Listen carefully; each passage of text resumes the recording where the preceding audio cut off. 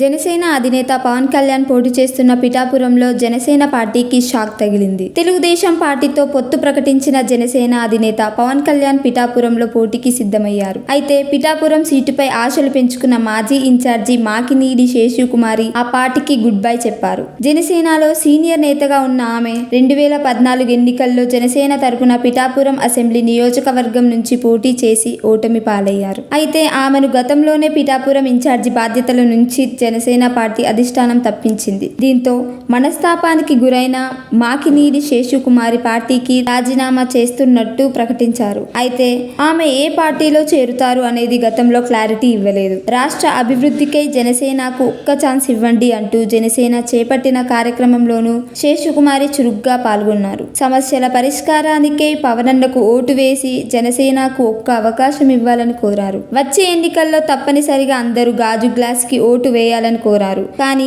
పార్టీలో చోటు చేసుకున్న తాజా పరిణామాలతో ఆమె జనసేనకు గుడ్ బై చెప్పేశారు. ఇక ఇప్పుడు ఆమె వైసీపీలో చేరుతున్నట్టు స్పష్టం చేశారు. శేషుకుమారి వైసీపీలో పవన్ కి ఎదురు దెబ్బ అని చెప్పవచ్చు. ఇప్పటికే ముద్రగడ, వంగగీత వైసీపీ గెలుపు కోసం కృషి చేస్తున్నారు. ఇప్పుడు వారికి శేషుకుమారి జతకట్టడం జనసేనకి ఇబ్బందిగా మారుతుంది.